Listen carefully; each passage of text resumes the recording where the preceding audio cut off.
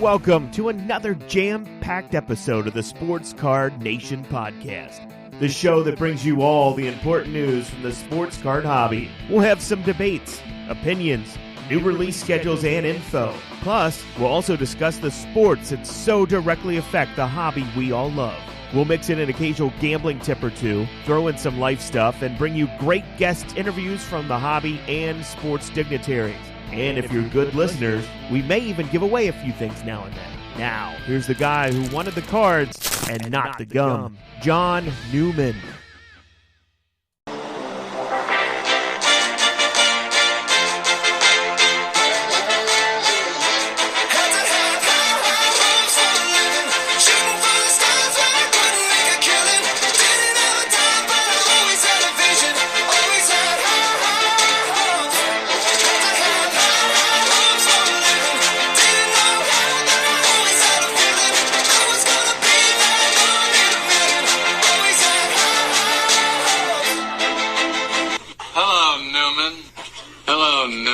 Hello, Sports Card Nation, and hello, episode 25.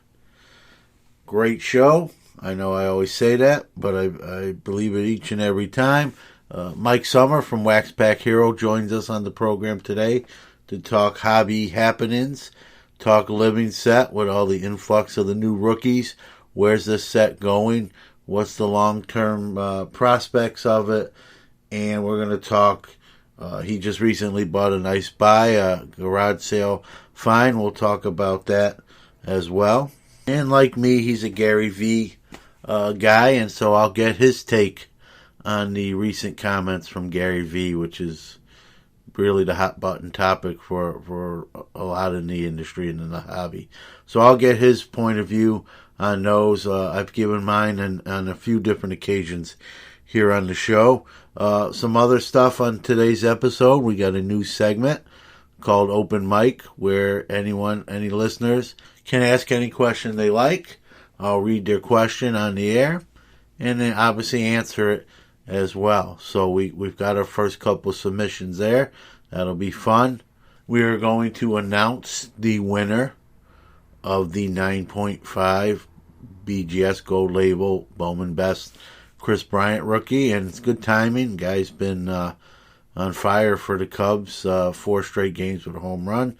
So we're gonna announce the name of the winner of that card, and then you'll be able to claim your prize. So without any further ado, and here we go.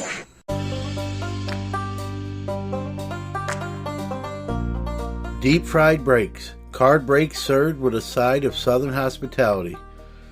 Come hit some deep fried fire. Right now it's all about Bowman at Deep Fried Breaks, and they're hitting it hard. They like to mix it up with current products and fun classics, the best of both worlds. They have all the best release night breaks, and you won't find a more approachable breaker in the industry. He's glad to help anyone, whether it's their first break or their 1000th break. Free shipping and great selection. Deep Fried Breaks has everything you need when you're looking for that break. Check out Deep Fried Breaks at deepfriedbreaks.com. All right, it's time for What's Crackin'.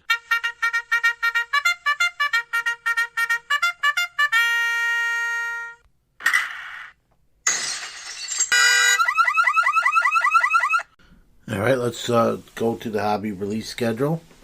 May 10th, 2018, Leaf Trinity Baseball is released. Also on that day, 2019, Leaf Flash Football. On the 15th, 2019, Panini Prism Baseball. Also on the 15th, Topps Big League Baseball. Same day, 2019, Topps Museum Collection Bundesliga Soccer. And that's it for the releases. Just out Tier 1 Baseball from Topps. And as always, some crazy stuff coming out of that. From bat knobs to pen cards, and always a fun product. If you ever want to see something fun be ripped open, you can head to YouTube or watch live breaks of that stuff. It's always you can live vicariously through through other people's pulls with watching the breaks. But some of the stuff that comes out of that is definitely fun to watch. Score Football's out, and I know it's a low end product, but a lot of the rookies are in it, and I like the looks of it this year. I haven't been able to get any to open yet, but I for sure will be. Huge football guy anyway, so I'll be opening some of that. And let's talk about some cards here. Topps is, they do the living set. That was going to be a big focus of today's episode. They're now doing that for another sport, and they're going to be doing it for soccer. So Topps is doing a living set version for their soccer line. And while I won't be purchasing any, that's for sure, I will be definitely checking out the sales and what those print runs are, just to kind of gauge soccer card interest versus baseball card interest. It'll be interesting to see if more soccer cards are sold.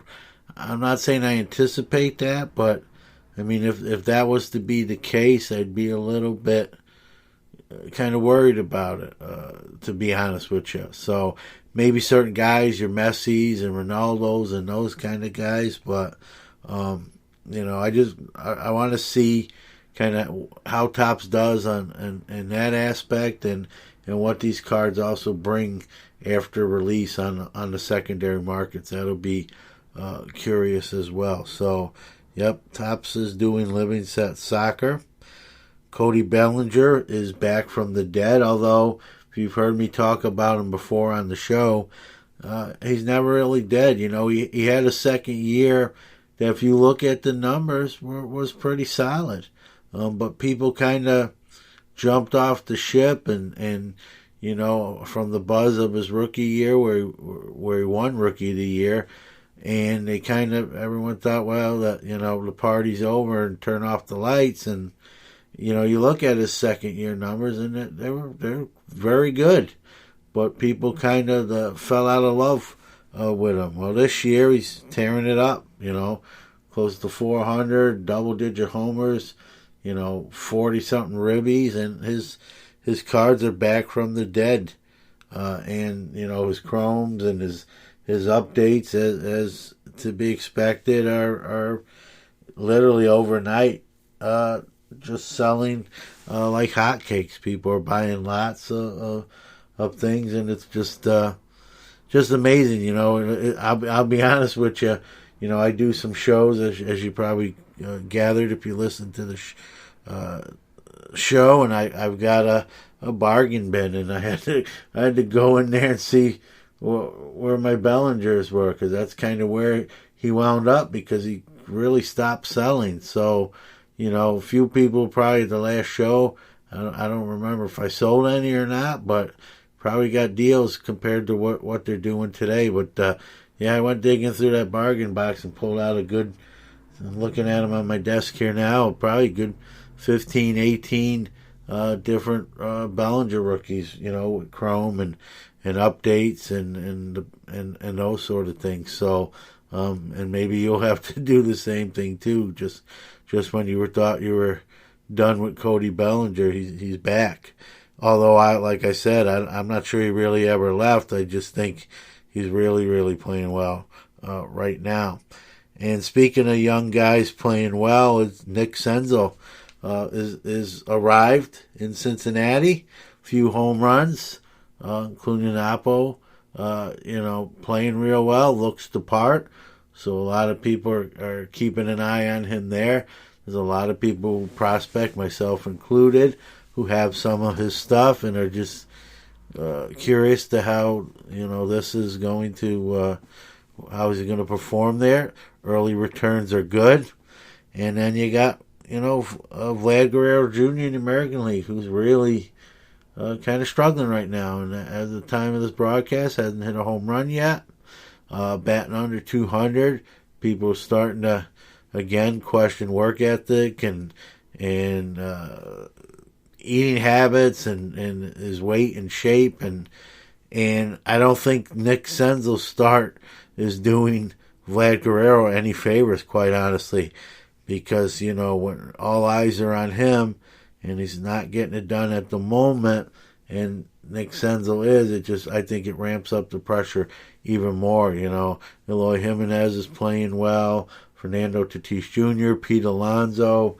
So a lot of these rookies, Brandon Lowe in Tampa Bay, are performing very early on, and here's Vlad Guerrero struggling out of the gates, and I'm sure he's feeling the pressure. I'm sure Toronto is really hoping he kicks it into gear soon, and as are the fans, and long-term repercussions of that, I don't know. I think he's got too much talent to not play better. Obviously, I think that's a no-brainer there. So we'll see. But the game's really kind of getting younger, if you will, with a lot of these young superstars, the Tatis, the Alonsos, Vlad Guerrero Jr.'s, Brandon Lowe's, and all these guys, and then there's guys coming up behind them, that will be up. So I think it's a good time for baseball. I think products get driven by the rookies in them, obviously, and I think baseball should be in good shape for a good 3 to 5 year window, if not more. We spoke, football's rookie class this year is defensive heavy. I don't see a lot of offensive firepower, and if you know anything about the hobby, defensive stars, aren't flashy. They don't, hobby wise, they don't get a lot of love and that sort of thing. So it may be a down year for football. I know I've heard some other disagreeing viewpoints, but I'm gonna stick to that. I think, especially in comparisons to last year's class, which I'm on the record as saying is one of the best ever, if not the best ever. I think this year's is not going to live up to it, and it's hard to. I mean, that's a tall order, but I don't even think it's going to come close. And you just wonder how that affects, the football market. I think in a way it helps the 2018 class, because people will kind of go back to that, and that are diehard football collectors and hobbyists, they'll kind of go back a year and try to purchase some of that stuff if the 2019 class isn't getting it done or isn't flashy enough. So we'll see, but that's my prediction there. I think it may be kind of I don't want to say down. I think the products will be nice, and the stuff will still sell. And we talked about the breaking industry. Things always get open and move just on that alone. But I think the secondary market for the 2019 football products might be not great this year. Excuse me, I'd like to ask you a few questions. All right, it's time for the new segment called Open Mic. This segment, we take listener questions that are either posted on any of our forums or sent to us via any of our PMs on our social media pages, or directed to us via email. Our first one comes to us on our website forum, and it's a question from David Keppel. And David asks, I'm considering getting one of the Jordan Binnington's Young Guns. Based on eBay solds, his Young Guns card is going for $40 to $50. I have not really followed hockey cards very closely in recent years. If he continues on his current trajectory, I'm thinking his price could go up, perhaps even double if they somehow take home the cup this season even. Does anyone have any opinion on the short-term and long-term prospects for his Young Guns card? Are marquee rookies worth investing in today's NHL, or is there very little outside of McDavid, Ovi, and Crosby? Well, David, I'll answer that like this. Obviously, Binnington's playing incredible as St. Louis continues to advance to the Stanley Cups. Winning the Cup will definitely not hurt his Young Guns rookie value. The thing that would scare me there, especially long term, is, I don't think he can sustain the level he's playing at. And traditionally, we know hockey, in hockey cards, goalies traditionally do not bring high values. There are exceptions to the rules. Your Patrick Roys and those type of guys. But you're hard pressed to really name goalies that bring, a good coin on investment. So I don't want to say no. I would just say tread lightly. But right now, if you had the card, might be the time to, maybe wait a little bit longer. If he wins the cup, obviously I think that his young guns would be obviously at an all-time high. So long term, I'd say no. I'd say short term, yes, if that answers your question. Our next question comes from the country of Canada. I got it via email from someone who signed it Sherman. And Sherman writes to me in this email, thanks for the show. I'm from Canada. Obviously, Vlad Guerrero Jr. is a big deal here, but as you probably know, is off to a very slow start. People here are getting a little worried and panicked. What's your opinion on his slow start out the gate? Great question, Sherman. It's something I would probably have talked about had you not even asked the question. I'm a Vlad Jr. guy. I think he's the potential obviously is there to be one of the next great players. How concerned would I be with the slow start? I think it's a little nerve-wracking, especially in the card side of things for people who were thinking he was going to come out blazing like gangbusters. And you see some of the success this year of some of the other rookies that are getting a chance to play this right away. Your Eloy Jimenez's, Pete Alonso, those sort of guys. And batting well under 200, hasn't hit a home run yet at the time of this broadcast. One ribby. People are starting to question maybe the work ethic or the conditioning, if you will. And, I wouldn't panic, but I would definitely be a little cause for concern. Again, he's very young, and I think the expectations are so great that this slow start has people panic. So I give him some time. Let's see how, let's get to the All-Star break and see where he's at then, and before we really push any panic buttons. So that's it for this week's edition of Open Mic. Keep those questions coming. We'll select some to read and answer on the air.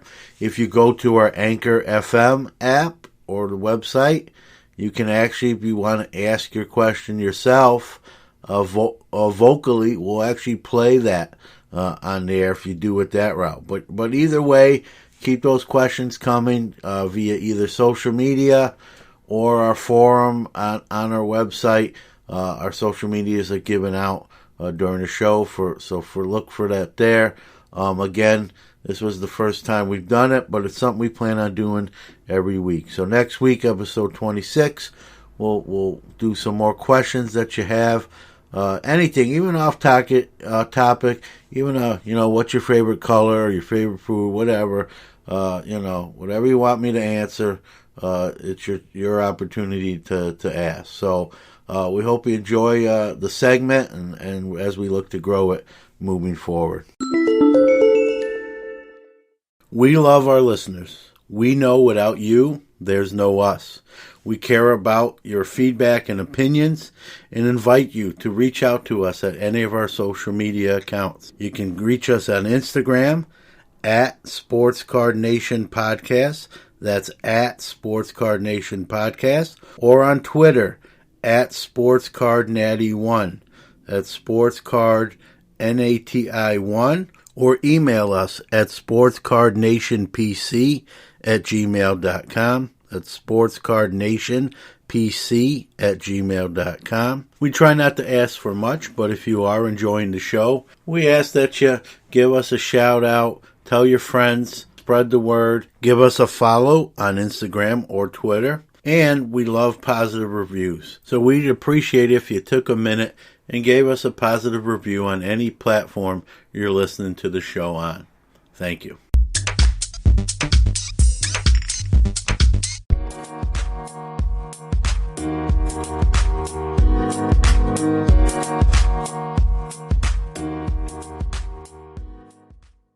All right, we have a second time guest on the Sports Card Nation podcast, and that's what happens when you're really good. We have you on again, and this gentleman fits that bill. So we're bringing him back to talk about some things in the hobby and some hobby happenings. He has his own website, Wax Pack Hero. I urge you, if you don't know about it yet, check it out for sure.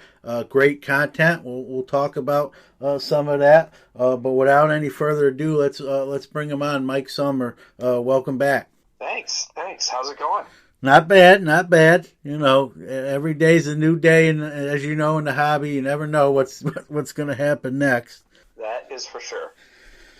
So, Mike, I'll bring it right out. We'll kind of talk about it, be done with it, and then on to other things. The last time you're on, we talked living set. It's something we both have an affinity for. Lately, there's been some big time rookies that have been issued in the set with varying different release numbers. So I wanted to kind of go through those, get your take on it, maybe add mine in there secondary to yours, and just your thoughts on how where the living set is now, how these actually four guys kind of have affected the living set, or maybe what the long-term prognosis or prediction of how they might fare will affect the living set. So the four guys I'm referring to, Vlad Guerrero Jr., who just came out at 28,000 print run, short of what Acuna was, I believe, at like 46. I thought he might have a chance to get close to that, or even I wasn't even sure he might pass that. I'm a little surprised he didn't. Your thoughts there? Yeah, I knew he was going to be high, but he's a little bit off, the peak, and I was impressed with the print run compared to what we had been seeing up to this point, even with some of the other rookies. And so, yeah, at 27,750 or whatever he ended up with, that's the highest that we've seen since, I guess it was card 43 with Juan Soto at 28,500. And so that's a while ago, right? Yeah. So it's been a while since we've seen anybody up in that range. And so, but it was a nice little bump. When we talked last time, I think we were just at the spring training time. The season was just getting ready to start, coming off the off season where print runs had been continuing to kind of dip, and I think we had kind of talked not knowing exactly where things were going to go as the season started. And I know I was curious to see if we were going to start to see some print runs bump, but boy, these last 20 cards or so, there's been a bunch of cards that were in the 2,000 range. Yeah. Under 3,000 print run, and a fairly good number that we hadn't seen that low for most of last year. And so I was getting a little nervous about where things were headed. And then kind of, really with Bryce Harper's Phillies card. Yep. In 163, that got above 8,000, and Eloy Jimenez was kind of the first big rookie. Yeah. At card 167 that got above 6,000. That kind of started a little bit of an uptick that we've seen, but even then, some of the vet players, they were still low. Kluber was 2,800 and Carpenter was 2,800. Braun and Cano was even only 2,800. Yeah. And so, there's still a little bit of nervousness, but with Guerrero at 28,000 here, the week before that was Alonso at 8,700. Tatis got over 10,000, Yep. barely, but got over 10,000. I think it'll be interesting to see because, those are some of the hot names right now. Yep. I'm not sure what other rookies that we've got currently in the hopper that have the potential to keep bumping numbers. I'm going to throw one at you, Mike, I'm going to be honest with you. I looked earlier today and I saw him. I don't have any.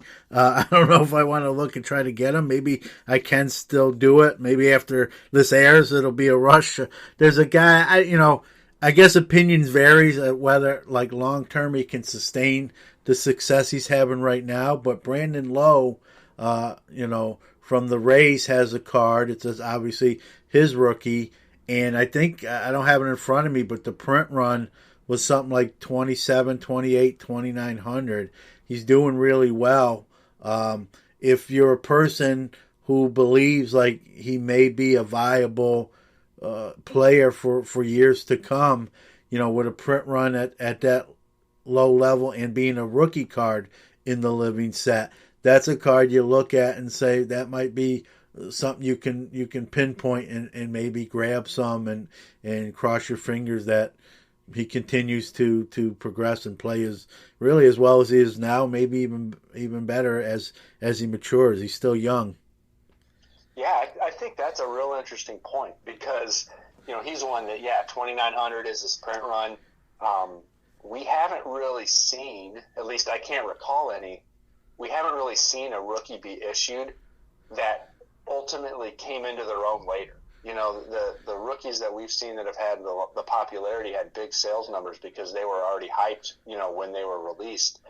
We haven't seen some of these guys who got released and then kind of continued to progress and develop along the way. So, that's a great point with that low print run. If he continues to perform, it'll be interesting to see where he goes. It looks like right now you can still kind of pick up his cards for around $6. Yeah.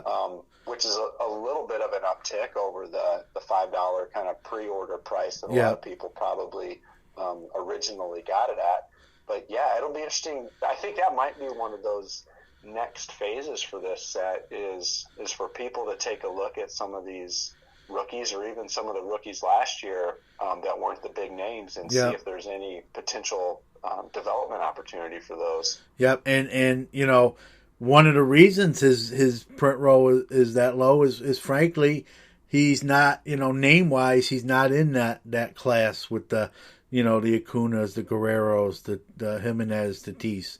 And that's why they didn't, the print run is what it is, but he's actually playing, if the season ended today, it isn't going to, but if it did, he probably would win Rookie of the Year. Now the season's 162 games, so let's not give him the award just yet, but that's how well he's playing. Now whether he can sustain that is yet to be seen, but that's, I look at that card and I think, maybe buy 4 or 5 of them. If he doesn't, even with the print run that low, Mike, even if he doesn't really pan out, you still have kind of a low printed rookie card in the living set. I don't think you can lose if you get in, like you said, at that $5 or $6 level. Yeah, I think that's a great idea. That's not something that I had really considered much of. At this point, I've been still kind of going after my 3-card bundle each week and kind of building out the set.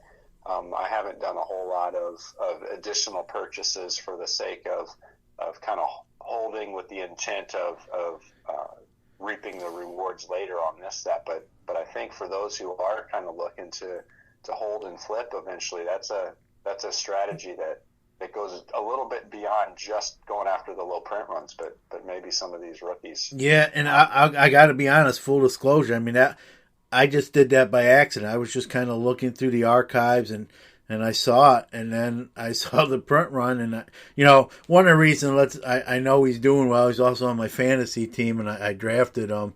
He signed that big contract before the year started, so Tampa Bay obviously sees something and believes in him. So and he's right now he's he's answering the call. Things can change, but imagine if someone like Brandon Lau, and I know it's spelled Lowe like Rob Lowe, but I think he pronounces it Lau. But when you look at someone like Brandon Lau, who's performing well, let's say he turns out to be a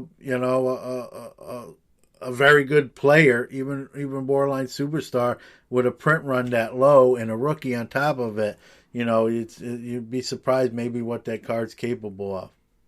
Oh, sure. Yeah, if he keeps playing like this and Tampa keeps playing like this, who knows what that'll look like by the end of the season. Yeah, it's just, like I said, I'm not going to take credit like I was doing all this I just kind of just was scrolling down and I caught it. It caught my eye and it piqued my interest. So yeah. So we talked about the four rookies that I wrote down here on my show notes here: Guerrero Jr., Tatis Jr., Alonso, Jimenez. Jimenez is the lowest of those four I just mentioned at 63.56. Alonso is the next lowest at 8.695. As you probably already know, right now Alonso, at least on the National League side of things, he's in double-digit home runs. Plays obviously in a big city, so that always helps. I'm a Met fan on top of that, so I'll tell you I have double-digit Alonso's just on that fact alone. Not that I'm trying to get rich, but I mean, just I'm an Alonso guy. I'm coming from a Met fan. I believe in him. He makes me a little bit nervous. He's kind of that ilk where, he was in the Arizona Fall League and he didn't have a great Arizona Fall League and he was struggling with some of the topper level pitching. And then here we are, 30, 40 games into the Major League season, and that Arizona Fall League Alonso looks like a fluke. Good thing as a Met, he's playing very well. But I always a little nervous that maybe, pitchers, always tend to figure things out eventually, and I worry that maybe, I hope I'm wrong, that maybe we might have seen the best of what Alonso has, and that's not what's going to be reality. Again, like I said, I hope I'm wrong. But if he is going to be this dynamic home run power hitter, and also hitting for the average he is right now, at 8.695, there's another card you can kind of point to and say the potential's there to maybe do, be one of those top, upper echelon cards of the set potentially. Oh yeah, he's been fun to watch, the start of the year. And I think he's another one who, if he would have been released in kind of that spring training time or right as the season started, I guess, so that he would have actually played a game and they could issue him as a rookie there. I think he's another one that he would have been another low one, 3,000 or 4,000. Yeah. But the fact that he came out a few weeks into the season here and had already been putting up some numbers kind of got his cards, I think, up to that 8,700. But if he would have been in week 1 or week 2 of the season, I bet his print run would have been half that. Yeah, and I agree. I think you hit it right on the head. And it's crazy. Even we're talking like 86.95 is a huge number of cards. I mean, in relativity to how many collectors are out there and hobbyists are out there, it's really not when if you look at it from those terms. Obviously we're looking at it in terms of what other cards print runs are in the living set itself. But if he turns out to be like a mega superstar and his trajectory rises, there's going to be a lot of back demand. And I think that's really, Mike, what this living set might eventually become. And I think you alluded it to that yourself in the early conversation, that this might be one of those, a year from now, 2 years from now, people come back and say, hey, I got to get that Alonso living set or that Vlad Guerrero Jr. living set. I didn't obviously know about it when it came out, but I want to add that to my portfolio or to my collection. So I think it'll be interesting to see even a year from now, 2 years from now, and even further out what certain cards do, and really the living set as a whole. Is it, number one, is it still around in its own right? And if it isn't, how are those cards still doing on the secondary market years after? Yeah, I think it'll be interesting. I think those rookies are going to always have somewhat of a market. There's going to be people, player collectors are going to still want to track down that rookie. I think it'll be interesting to see what the set as a whole does. There's a good set building following of the living set right now, but as those folks drop off, I don't know at this point, now that we're getting into the second year, and if it's still around next year into that third year, how many new set collectors will come in and decide they need to go back and get the first 200 or 300 cards, or whatever it is that they join, at whatever point they join. Throughout last year, I think you were continuing to get and pick up a lot of new set collectors like me, who didn't start buying until August and went back and caught up. But I think as we get into the second year and maybe into the next year, into a third year, I'm wondering if it transitions more into a player collector's product versus a set builder's product, except for those few people that have been building it from the beginning.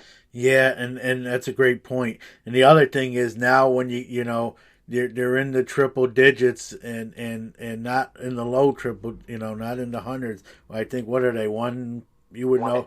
181, 182, 183 is what just came out this week. To get, like, if someone wanted to do the whole set now, that would be real tricky. It'd almost have to be a situation where someone who has it up until now would have to sell them their whole edition, I think. Yep. Short of that, I don't know if you could piecemeal it. It would be, I'm not saying it's impossible, but man, that would be extremely difficult to do it that route. I think you'd literally have to buy someone else who has every at least one of every card to catch up. Yep, I think you're right. So it'd be interesting to see. Like you said, it may pivot because of that ship might have left the port. It may pivot exactly what you said. It just becomes, I want this guy, or he was my, I remember Bo Jackson, I got to get a Bo, or Don Manley, that was my guy back in the day. And it might even bring people who aren't huge in the hobby, let's say, but they were, back in the day, they collected Don Manley. Then maybe they left the hobby, and then they see, maybe they're just perusing through a show, or even online and see the Manley Living Set card and say, what is that, 53? They never made a 53 down. What is that? And you wonder how many sales might go down via that, something like that route, I think that's the beauty of this set, Mike, is that there's so many different directions and angles that this set can be, sold at and traded at and the whole thing. I think that's what makes it so interesting. Yeah, I think so too. There's still some superstars that haven't been released. Every season there's going to be at least some rookies who are the names of the year. Some of them will pan out more than others, but I think it'll be interesting to see where it goes. We've had like the Hall of Fame retired guys, but we really haven't had some of those non-superstar fan favorites. Yeah. We haven't really seen anybody like that come out. It'll be interesting to see, what kind of traction that those types of cards would get. Some of the guys that are more like local legends of that team. Is that going to be able to drive some sales? I don't know. So there's still, I think, a lot of experimentation that Topps can do. I mean, what do you think, like, an Oscar Gamble card would do? Well, I'm from Brooklyn, New York. Yep, go ahead. Such a cult following, and some of those cards that he's got have such a cult following on them. I'm just curious on something like that, right? Like, what would that do? And I'd like to see Topps take a shot on releasing some of those types of guys. Yeah, that would be interesting. And I if I had to, make a prediction, I think obviously that print run would be on the lower end. But then again, I think there's people that after the print runs are announced kind of speculate and try to buy those lower print run cards, and whether they stashing them or flipping them, whatever they do, that might actually, like you said, spur spur the living set back, kind of give them a new shot in the arm, so to speak. You know, you don't know. That's the fun of even talking about it. We can, there's all sorts of ways they could probably go. Yep. And so it'll be now. Like you said, the numbers were kind of dipping just before spring training. We kind of talked about that last time where you were on. If they were to dip again, and I might have asked you this last time, but I'll ask you again anyway, Mike. Do you think there's, and maybe it's a better question for Topps if they would even answer it anyway, but do you think there's a number where if they continually start going below this, where the powers that be say maybe this thing's run its course and we're going to put an end to it or a cap on it, or you know what I mean? And if that is the case, what is that number? I mean, what are your thoughts? Obviously, it's strictly an opinion. It's only would be speculation. But what do you think? Yeah, it's hard to say, right? Mainly because we don't have access to the cost side of things. Yep. Right. We can pretty easily project revenue. Even at $5 a card, if they dip down to 2,000, 2,000 a card for the 3 cards, 6,000 print run times $5 a card. Yeah. You're talking at least 30,000 a week in revenue that they'd be getting, which really is nothing to a company like Topps. You know what I mean? And so it's nothing to shake a stick at, but they're not getting rich over it. But then they've got shipping costs and printing costs, and the other things that go with that. It's hard to say without us knowing what the cost structure is for that stuff. Yeah. Well, let me ask you the question in a different sort of way. It's almost I hate to do it, but it's almost like a yes and no answer. Do you think Topps has like a number where if this is all we're selling, pretty much average of these 3 cards, we really have to look at what we're doing here and how long we want to do it? You think they've had those discussions, or you think it's not something they've even broached yet? I think they've had the conversation. At least I would hope so. Just from a good business practice, when you're going into something, knowing what your kind of break point would be. So I hope they've had that conversation. It'd be nice to know. I don't think we'll ever hear it until that point comes. But it'd be nice to know. I don't think if they continue to sell in that 3,000 per card range, I think we're good for a while. Just my gut says that, because I think you're still going to be able to break out those superstars and things to get a bump, like we saw this week with Vlad Jr. But I think if you're dipping down below 1,000, I think it's pretty safe to say that we're on its last legs. Yeah. And a selfish part of me, and you'll probably agree yourself. I really would hate to see that, but just things you think about. Yep, for sure. So I'm sure. I don't know if I'm assuming you saw they're now doing it for soccer. I did see that. I haven't looked into it a whole lot. I'm not much of a soccer guy, but I did see that they are doing that. Yeah, me either. It won't be anything I purchased, but I thought it was kind of interesting. And it'll, while I might not, I'm not going to buy any. I'll be honest with you. I'll definitely check and see how it actually do. You just want to see, that obviously that's going to be a big overseas market for that product and that line. I'm curious to see what those print numbers are in comparison to baseball here. It'll be see what kind of that worldwide market, what that does. Is a messy. Our big one so far has been it's been the Acuna, right, at 46, or was it Ohtani? Acuna, I think, was the highest. Yeah, so I believe he's 46,000. It'll be interesting to see the soccer. I'm not. Let me preface this by saying I'm by no way any kind of soccer expert or even knowledgeable at all. Very little, if anything. But I know your bigger names, and obviously the first one that, at least up the top of my head, is Messi. Like, what will a living set Messi be? It'll be interesting to see what that number is. And then compare it to kind of like the baseball counterpart. Probably not a fair comparison, but it's really the only thing we can do. And just to see, is Messi sell 80,000 living set copies? And then what does it say about the hobby or the baseball side of thing? Or does it say nothing? It's just that soccer's that big, right. on the other continents. So I'll be interested. While I might not buy any, I'm definitely going to be interested to see what some of these print runs wind up being at.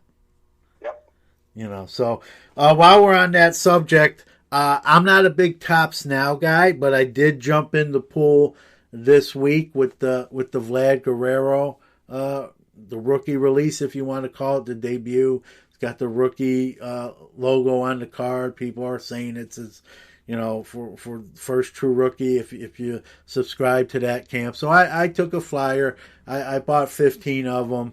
And I just, is that something, do you partake at all in the Topps Now, either secondarily or pre-order wise, and what's your thoughts on that segment of Topps' releases? Yeah, I have never bought any new ones as they're released. I have a few Cubs ones that I picked up along the way just because I'm a Cubs fan, and I have access to secondary market at my local card shop and some of the different shows and things I go to. So I have a few Cubs Topps Now cards in my collection, but I've never gone out of my way to collect them. Yeah, this was I'll be honest with you, Mike, it's the first time I have a few Topps Now cards that I just acquired either in like a lot deal, and it was in there. A few Yankees. I'm here in New York and do shows, so I acquired a couple that way. But this was really the first time I bought directly from Topps to Topps Now. And I bought the living sets that way, but the first time I've jumped in the Topps Now pool, if you will. And, a little bit's hype with it. It's Vlad Jr.'s first true rookie. There's people can make arguments on each side of that. If you subscribe to the camp that he's going to be one of the next great players, it is going to be, whether you agree it's his first true rookie or whatnot, it's going to be in the discussion. So I took a flyer, if you will. I bought 15 of them. I'll probably sell a few, put a few in my box, and forget about them until a rainy day or something like that. I don't know, how it's gonna pan out, but it's always kind of fun to do things like that. It just keeps you on your toes, keeps you interested, and I a little bit of that adrenaline rush, if you will. Oh, for sure. All right, so you recently on your social medias, you posted you ran into a garage sale find. You hit kind of the junk wax era, and pot at the end of the rainbow. I love that stuff. I know you do too. If you want to kind of talk about what you found, how it all, how you found it, and what it was composed of. Yeah, so I had seen a note from a guy that I work with, or a guy from work that said he was going to be having a garage sale and had some old cards he was going to stick out.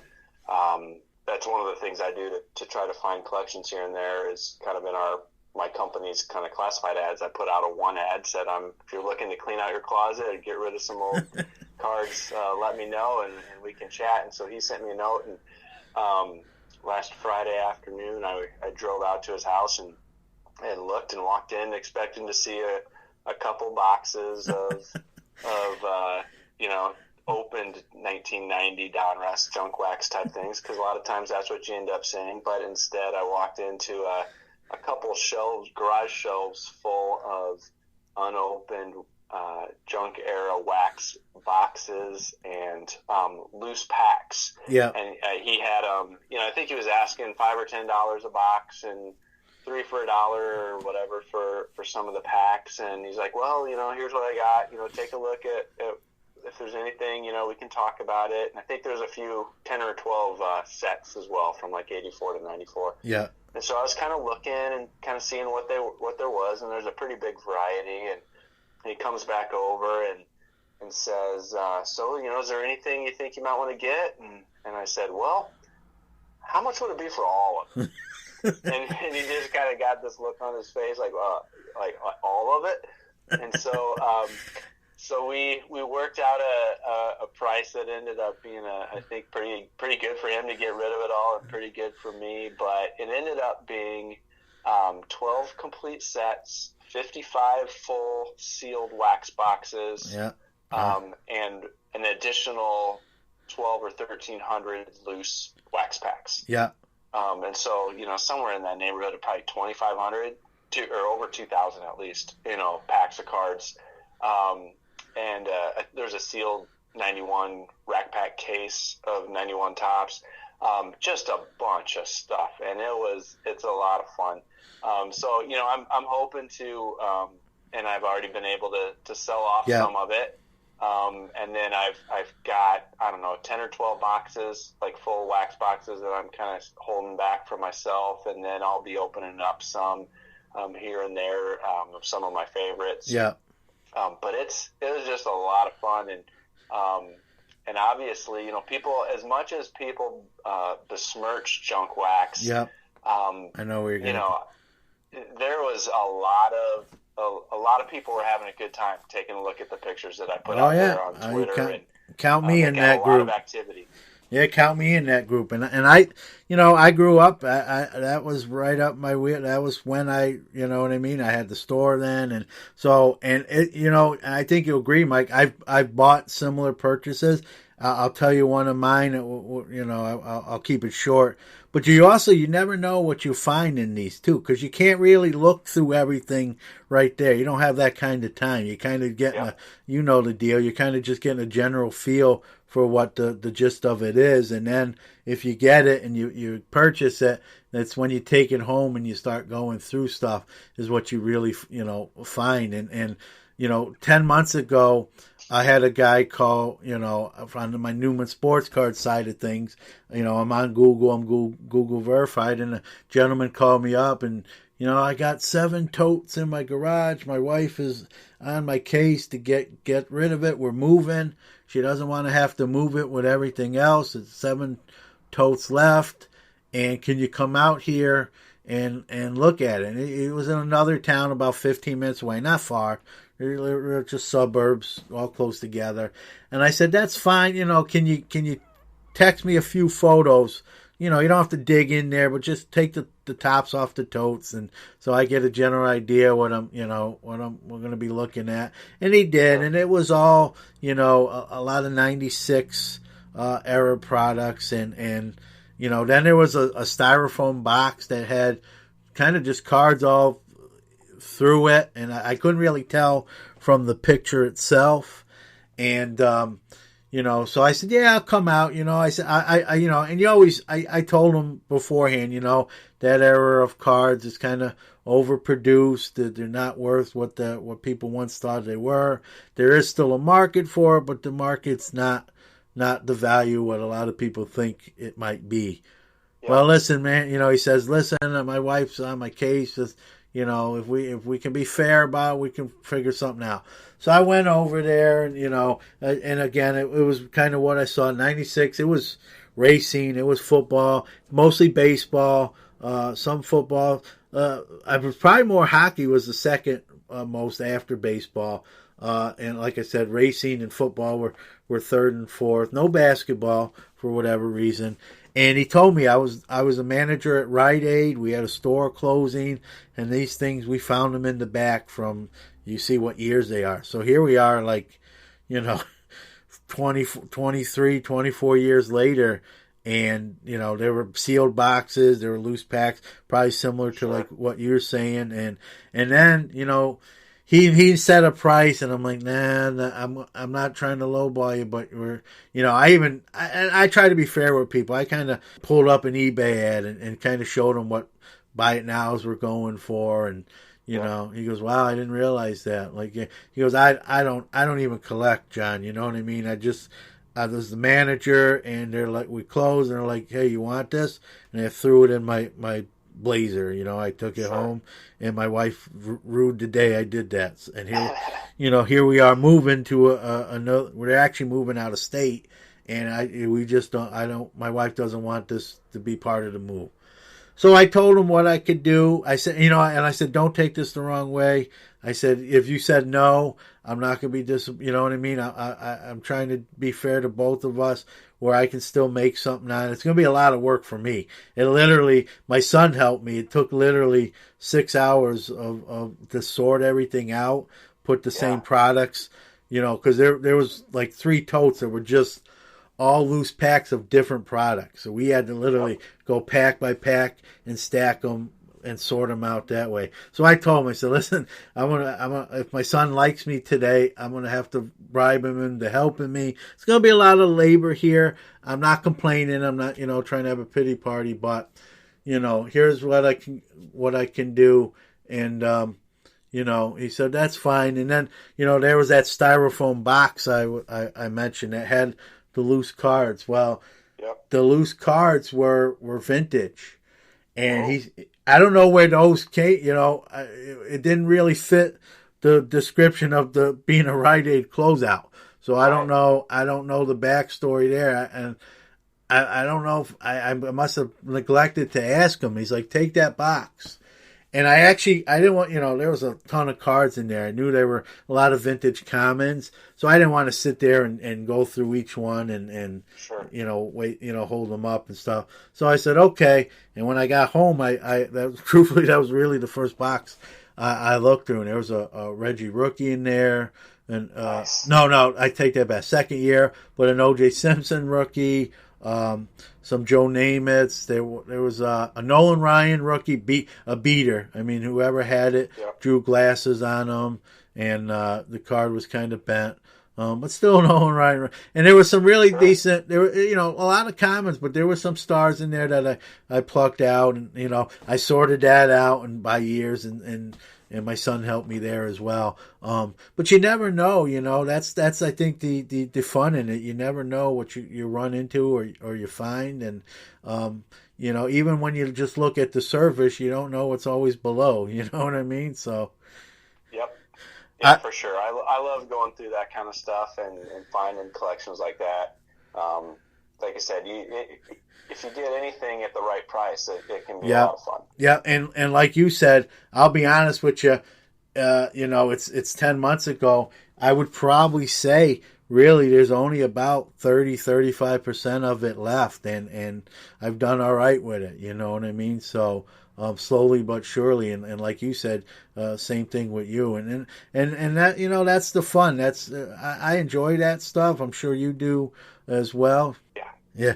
I always have a dream, and in my dream, it's that kind of deal, kind of a junk wax era kind of stuff, and you buy the purchase, and you take the stuff home, and you start going through it, and in the dream, at the bottom at one of the totes or boxes, there's like a pocket of 2011 Topps Update.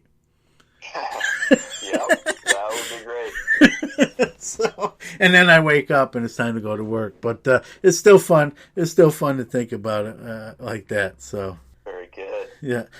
So we'll kind of close. Are you a Gary Vee guy, Mike? I thought. Yeah. So. Yep.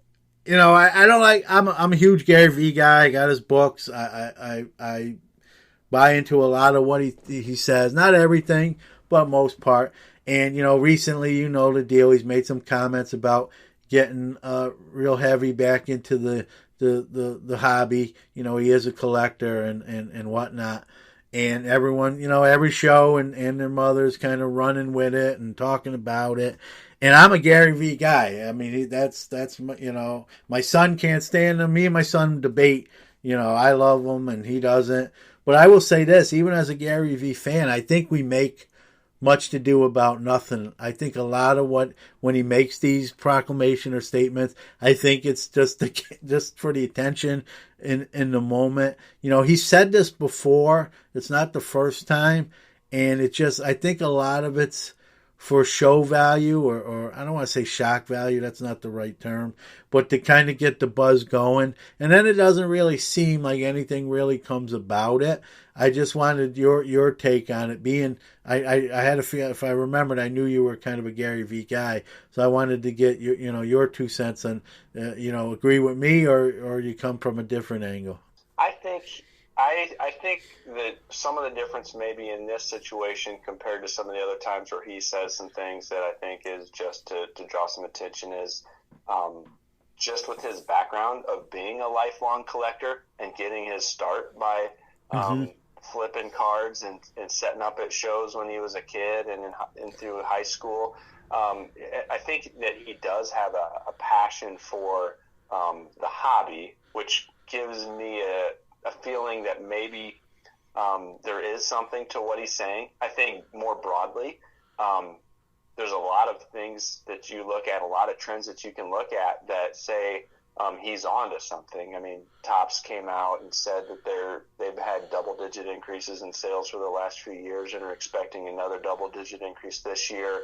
Attendance at the National is up significantly over the last decade. And so I think there's some bigger trends that give some credence to what he's saying.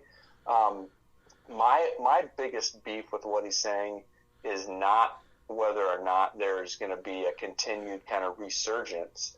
It's more that he was so focused in that interview on kind of big name graded rookies, and that was kind of his sole focus was on some of these big name graded rookies, when he's so much in every other aspect about the low end hustle. His shows about flipping garage, even as a multimillionaire, having so much fun going and flipping stuff from garage sales and making 15 or 20 or 30 bucks, and how he still enjoys that so much. I'm surprised he didn't go the angle that you can also still make money on stuff like we were just talking about. Yeah. If you're buying at the right price, and you're not going to make thousands or hundreds of thousands of dollars, but he's talking and teaching people, hey, you can make an extra 10, 20, 30 grand a year going to Goodwill and going to garage sales and flipping that stuff. I'm surprised he didn't work low-end sport cards into that as well. That was my only question, is I wasn't sure why he drew that line. Yeah. Well, I'll say this, and like I said, I'm definitely a fan, so I'm not attacking him, or I'd be more of an apologist for him. But let's be real too, Mike. I think what he says is coordinated most of the time, and I think there's an agenda there, and I think a lot of times it's realistic. I think he is sincere more than he's unsincere or insincere, if you will. But like you said, I think he's pushing something sometimes. I think sometimes, I don't even know if he's pushing something. I think you're right. He loves the hobby. He got to start at a very young age, and he still partakes in it. And I think he just he does that to let people know, hey, I do this stuff. Maybe it's as simple as, hey, I do this stuff. If you want to give me some, next time I'm in town and you want to give me a card that you think I like, there you go. Sure. It might be something as simple as that. But I think, I could be wrong. I mean, I don't know if he really has genuine plans. I mean, let's be honest. He does pretty good touring the countries and country, speaking engagements and talking to companies and businesses and industries. He'd make more, in an hour doing that than the card. Now, again, he might not be doing it. It wouldn't probably be for financial reasons necessarily. He doesn't even need to do it. But I don't know if he wants to put the time in that. I just think it would take away from other things he's more known for. There's a rumor a couple years ago, I'm sure you probably remember, where, we wanted to buy Topps when Topps was kind of being the card side of it was rumored to be up for bid, up for sale. And I'll be honest with you, there were some people that were like, oh, that would be the worst thing that ever happened to Topps. And I was on the other side of that fence. I'm like, you know what? Things have gotten and this was obviously before a lot of the living set and Topps now. Topps was kind of getting into a status quo, old school, wasn't kind of keeping up with the times mode. And, I thought, man, Gary Vee, almost the perfect person to bring the company into today's. If anyone has a finger on the pulse of what's going on in the world, in the industry, in the hobby, he might fit that bill perfectly. It might be exactly the shot in the arm Topps could use.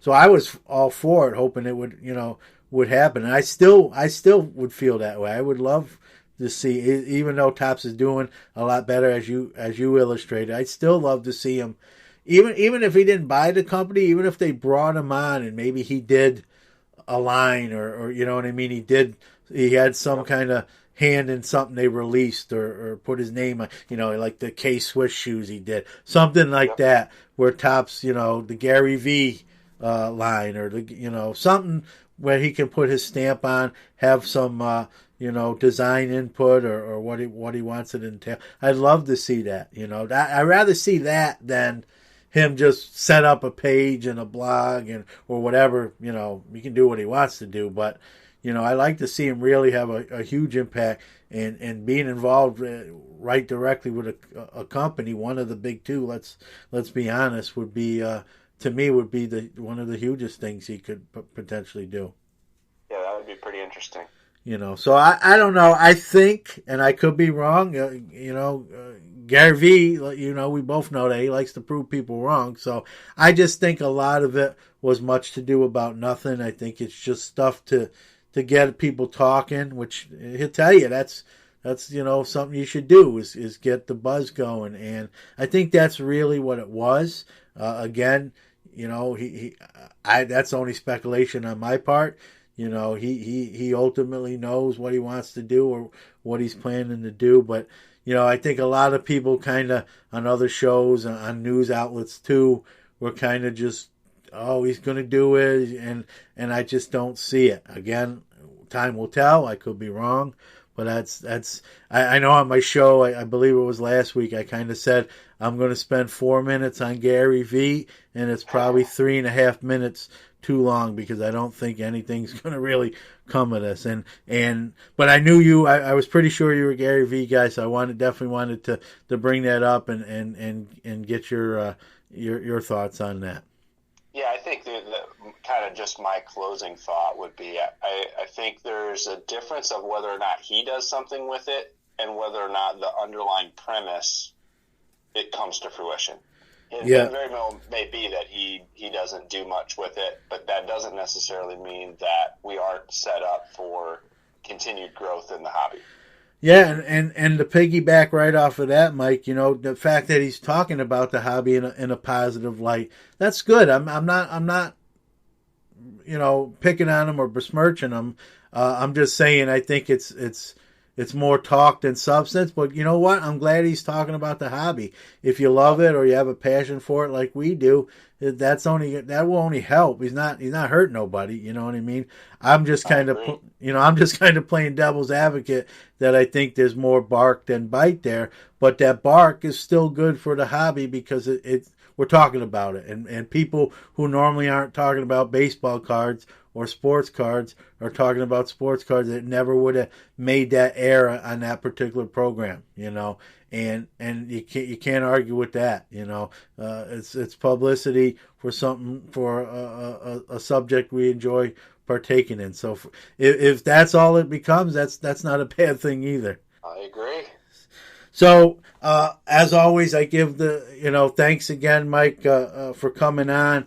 Without going into details, you even rearrange your schedule to appear tonight. So, again, I know I thanked you off the air, but I want to thank you publicly on it for that as well. You didn't have to do that, and you were very accommodating and worked with me on that. So, sincere thanks for that. So, as always, I give any guest on the program kind of the last word. Plug anything you want, whether it be a website, any events or whatever you're doing that you want to draw attention to. The floor is yours. Yeah, thanks again for having me on. It's always a good time, and so thanks for reaching out and asking. I'm glad I was able to come on and join you tonight.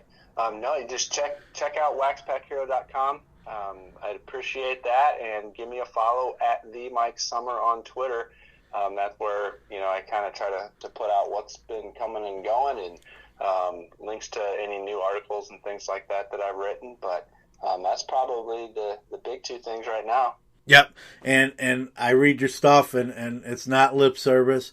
I know, every guest I say nice things, but waxpackhero.com, like Mike said, great content, folks. If you haven't checked it out already, don't waste any more time. Get over there and read what Mike has to offer. It's definitely great reads, definitely great insight. I know I had there quite often. So, and if I didn't feel that way, we wouldn't be probably talking right now. So, again, I appreciate you being on the show. Thanks. You're welcome. So we have our winner for the 2015 Kris Bryant Bowman Best Beckett graded Gold Label 9.5. We put all the entries' names on the randomizer list. We got a dice roll of 7, and we randomized that list 7 times. Some people had 2 entries on that list. If you entered through our website, you got your name on that list twice. And after randomizing that list 7 times, we have a winner. But before I announce the winner, good timing. Kris Bryant's on fire. 4 straight games with a home run after slumping a little bit. So maybe we should give away more cards. There's the Madden curse. And maybe we have the reverse. If we give away your card on the show, you'll start playing better. So I bet you all the Vladimir Guerrero fans are like, hey, give away a Vladdy G card on the show so we can start playing better. But with that being said, again, we randomized that list, and we have that winner. And that winner is Dub Mentality. Dub Mentality from Twitter. So, Dub, congratulations. Get a hold of me. We'll get your card out to you. And as they say, the eerie, inescapable truth. People really win on SCNP. It's time for From the Box Seat.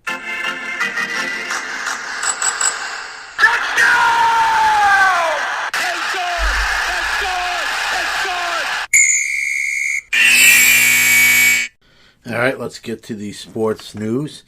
Let's start with football. Kyler Murray has signed his deal. 4 years, $35 million. So less than what he got, with the A's or could have got with the A's. So, I'll say this. While I'm not a huge Kyler Murray fan, I think it's obvious he loves football more than baseball. I think he's a better football player than a baseball player. I think he knew that internally, and he's hedging his bets of where he can be the most successful. And, obviously, if he played baseball, he'd be in the minor leagues. Here in football, there is no real minor leagues. He's going to be on the team, and he's going to start. You're not paying a guy, pick him overall first pick and pay him that contract and not start. So, Cliff Kingsbury can say what he wants, that, he's got to win the position, and those are all the coach speak things to say. But Kyler Murray will be your Arizona Cardinal starting quarterback. Telvin Smith, linebacker from the Jacksonville Jaguars, is going to pull a Le'Veon Bell and has announced he plans on sitting out the 2019 football season. I think this situation's a little different than the Bell situation, which was really strictly a contract situation. Telvin's got some undisclosed issues in his personal life that he says he wants to attend to and needs to step away from the game to tend to those. So it'll be interesting to see, has he played his last game for Jacksonville, or does he do a 180 and change his mind and come back and play? But right now he's planning on sitting out the 2019 NFL season. So we'll see where that goes. Kevin Durant hurt his ankle, may be out deep into the playoffs, especially if Golden State advances, as they probably will. So we don't know when he'll come back. That obviously hurts their chances, but even without KD still a top team, still can, in my estimation, win the title with what teams are left. But we'll see. It'll definitely make things more interesting if Kevin Durant doesn't play. This just in, breaking news. The LA Lakers are still a mess. Haven't named a coach. I guess the latest was they tried to woo Tyronn Lue, and if I'm reading reports right, he actually kind of declined, which kind of speaks to me. He doesn't want to go and deal with LeBron again. And, I think that's the problem the Lakers are going to have. LeBron is the coach of this team, so they can hire whoever they want to. But that coach is going to be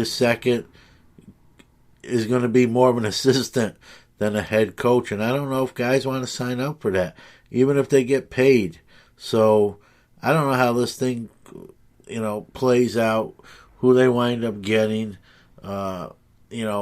free agent wise, who, guys are rumored to want to go to play with the Clippers in the same building more than the Lakers. So this Lakers franchise is not, I think this LeBron signing, the bloom is definitely off that rose. I think, I don't know if they go as far as say they regret signing LeBron James, but it's definitely not turning out maybe the way they anticipated. So again, that's sort of a messy situation. We'll have to keep tabs on that as well.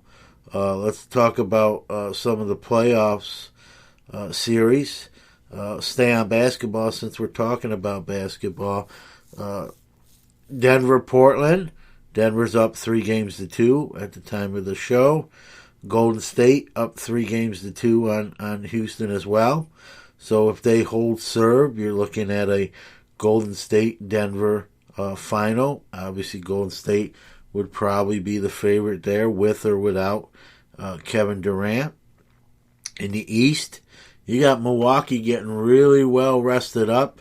They took care of Boston in 5 games, and now they're waiting for the winner of the 76ers Toronto series, and that series looks like it's going to a Game 7. So Milwaukee gets even more of a rest. So I think that helps Milwaukee. They can get some of those nicks and bumps and bruises healed, be more fresh, and whoever comes out of this 76ers Raptors series is, just went toe-to-toe for 7 games. So they're going to be beat up, tired. And so I think the advantage is in with the Greek Freak and the Milwaukee Bucks. So, imagine that if Milwaukee makes the NBA Finals, the effect probably is going to definitely have a positive effect on Giannis's card. So we'll see how that plays out as well. Baseball, I don't know if you saw it, Josh Bell launched one into the Allegheny out of PNC Park. Only, I think, the second or third guy to do it. I think he's done it twice, if I'm not mistaken. But it's the longest home run of the season, and he's the only guy right now that has 3 home runs this year over 450 feet. So if I would have told you Josh Bell would be the only guy with 3 home runs over 450 feet, you would have you probably wouldn't have believed me. So on the hockey side of the playoffs, that thing's been really odd. A lot of the higher seeds are gone, so we're going to see some unexpected blood in the final. But you got the finals in each conference is set. In the Eastern Conference, you got the Carolina Hurricanes will be taking on the Boston Bruins, and on the West side, Western Conference, you got the St. Louis Blues taking on the San Jose Sharks. I'd give you predictions, but after me and Andy Pratt gave our predictions before the Stanley Cup playoffs started, we didn't do too well, so I don't know what they'll be worth. But I think I'll go with a Carolina-San Jose final. But I tell you what, Bennington for St. Louis is is playing real well in net, and that's what sometimes happens is teams ride a hot goalie through the Stanley Cup playoffs, and so I wouldn't even. Probably not a good idea to pick against the Blues. So we'll see.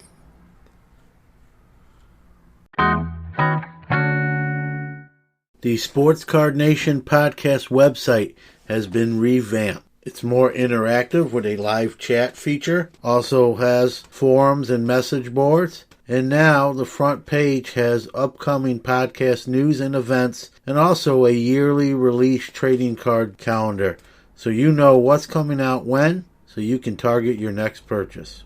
And we've made it very easy to get to. Just type in bit.ly/SportsCardNationPC. That's bit.ly/SportsCardNationPC. Well, that does it for episode 25. I want to thank Mike Sommer for coming on the program again.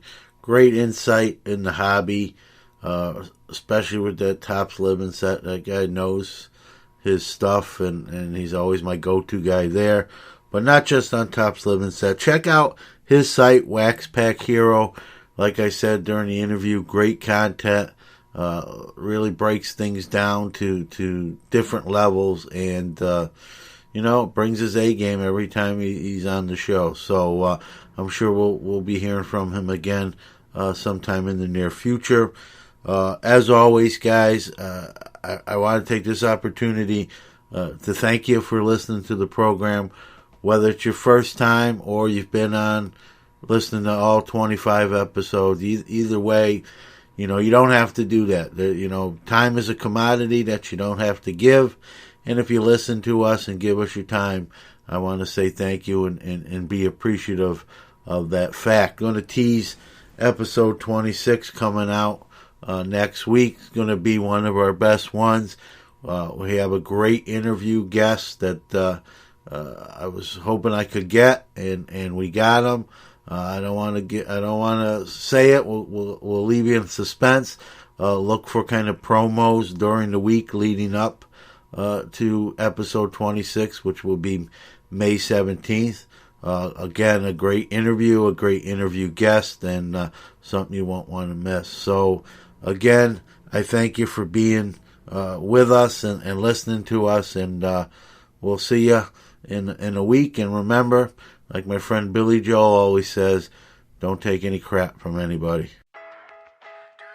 You've been listening to the Sports Card Nation podcast. Join host John Newman next week as he gives you another jam-packed episode of all things related to the sports card hobby. And a little extra fun, too. Don't forget to check out the show on Instagram at Sports Card Nation Podcast.